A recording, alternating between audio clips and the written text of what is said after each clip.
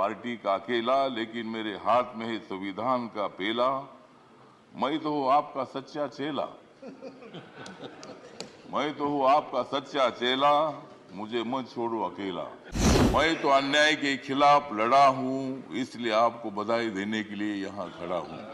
House में जो सदस्य करेंगे फ्रैक्शन, उनके ऊपर होनी चाहिए कड़ी एक्शन।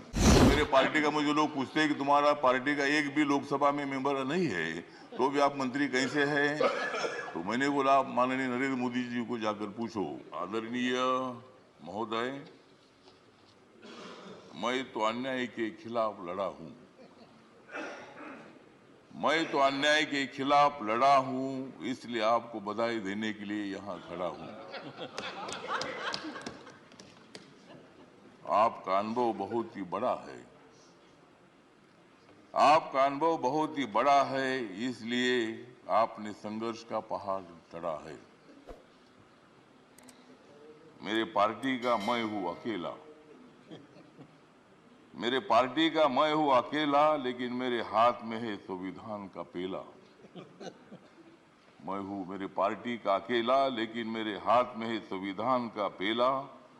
मैं तो हूं आपका सच्चा चेला, मैं तो हूं आपका सच्चा चेला, मुझे मत छोड़ो अकेला।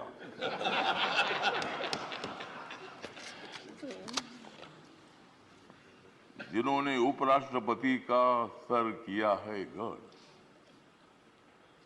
जिन्होंने उपराष्ट्रपति का सर किया है गढ़, उनका नाम है धनखड़। हमें मिलकर उखाड़ देनी है विषमता की जड़, हमें मिलकर उखाड़ देनी है विषमता की जड़। इसमें जरूर सफल होंगे आदरणीय धनखड़। हाउस में जो सदस्य करेंगे फ्रैक्शन, हाउस में जो सदस्य करेंगे फ्रैक्शन, उनके ऊपर होनी चाहिए कड़ी एक्शन। हमें तो मजबूत करना है भारत नेशन, हमें तो मजबूत करना है भारत नेशन। हंगामा करने की हमें नहीं चाहिए फैशन। तो हमें पूरा विश्वास है कि आप बहुत बड़ा संघर्ष करते करते यहाँ पहुंचे हैं। गांव से आकर किसान के बेटे के माध्यम से आप इतने बड़े उच्च पद पर आए हैं। इसमें आपका अनुभव, आपका बहुत बड़ा संघर्ष है, बहुत बड़ा काम आपने किया है। आपने पश्चिम बंगाल में गवर्नर का जो काम किया है, बहुत बड़ा वहाँ चैलेंज था, वहाँ काम करना बहुत बड़ा मुश्किल था, लेकिन आपने बंगाल में बहुत ही अच्छा काम किया है और बंगाल में अच्छा काम आपने किया है, इसीलिए आपको यहाँ लाने की कोशिश जरूर हुई है। मतलब आप एक संघर्षशील नेता है, मतलब वहाँ अगर आपका काम ठीक नहीं होता था तो शायद ये पद आपको मिलना बहुत बड़ा मुश्किल था, लेकिन आपने बहुत अच्छा काम किया है। ठीक बात है, बंगाल भी अपना ही है, सभी बंगाल के नेता भी अपने हैं, देश का एक वो राज्य है और कोई भी राज्य हो, यहाँ किसी पार्टी की सत्ता आती है जाती है, कोई मुख्यमंत्री होता है, कोई नहीं होता है।